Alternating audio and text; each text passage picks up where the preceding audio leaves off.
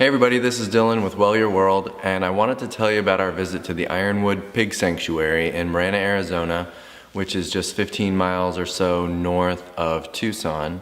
We live in Phoenix, so we decided just to do a one-night, a cute romantic getaway to Tucson. We'd heard about the Ironwood Pig Sanctuary recently, and we've been wanting to visit.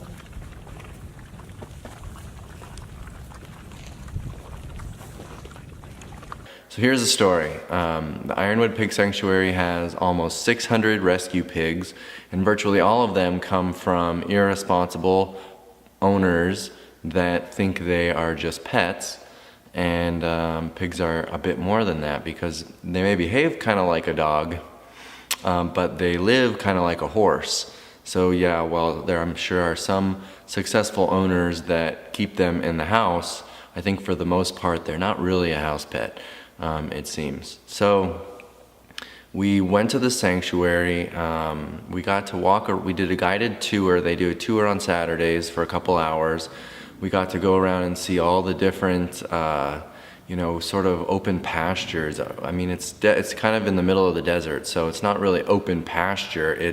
But it's open area that they have to live. Lots of space where they've got these little huts that they bundle up inside. In the winter there are blankets and these carpet doors that come down and keep them warm at night, and then during the day they bask in the sun and eat, and then they get to enjoy all the people that are doing the tours.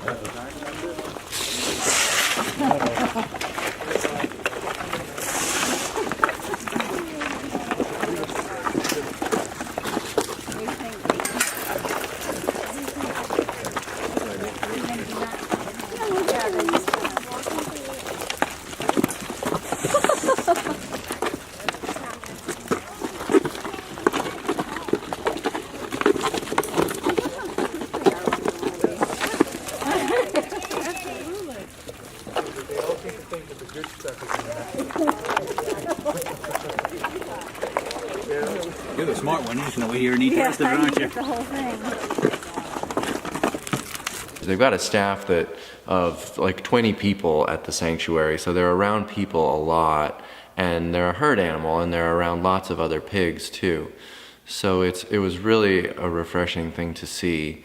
So what's happening is, and you've probably seen this in multiple really cute YouTube videos with baby pigs running around the house and playing with dogs, but we're told that we can get a pig from a breeder that is going to stay small in like a little pink colored baby, and it just doesn't end up that way when the pigs grow up and become the potbelly pigs that they natively are. So I guess the story that they told us, Tim the tour guide, who did a great job, told us that someone brought from, I think it was Vietnam, 50 of these native potbelly pigs, and they bred them here for pets. Apparently they were pretty successful. Pigs can procreate at a very young age, so they were able to convince people that the pigs stay small by saying, here's a photo of mom and dad, and mom and dad are only a few months old and they're already sexually able to make a baby. So everybody thinks, oh well, these pigs are going to stay super small and it's going to be a fun addition to our pet household. But what happens is they grow up into the 200-pound potbelly pigs and people don't want them anymore. So this sanctuary has a waiting list in addition to I think it was like 576 pigs.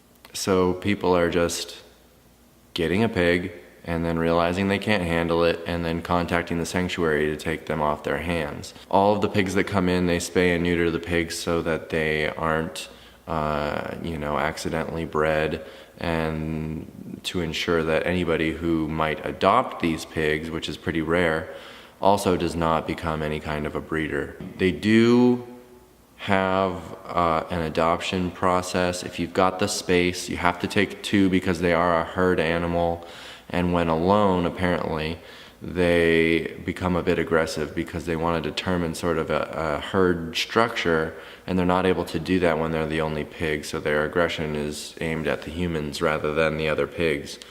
And when I say aggression, I don't mean that they're aggressive with the other pigs for long. There's usually just a pecking order that gets established pretty early on, in their coming together as a herd, and it's not an ongoing issue. These are the sweetest pigs. We were walking up and petting them all, and the pig's standing there, and you reach your hand under and scratch their belly a little bit, and the pig just lays down on the ground and makes hilarious pig noises while you're rubbing their belly. So if you want a really fun experience, there were lots of kids on our tour also. Fun for adults and kids. You should head out to the Ironwood Pig Sanctuary. If you can't get out there, go online and make a donation. The sanctuary is totally donor funded. I think less than 1% of their funding comes from grants, so they're not getting money from the government to clean up a mess that some irresponsible breeders created.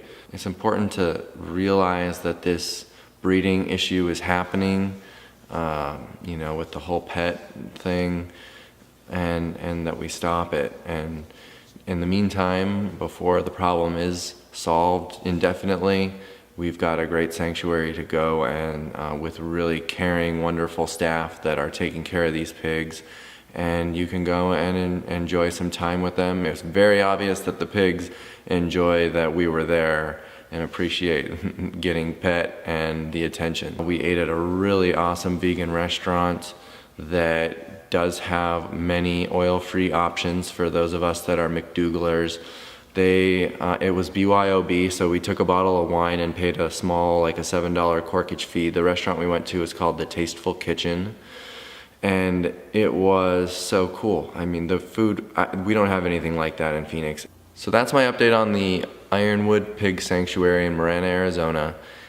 Head to the link in the description to go to their website, and please consider making a donation of some kind. It could be a recurring sponsorship or just a one-time donation.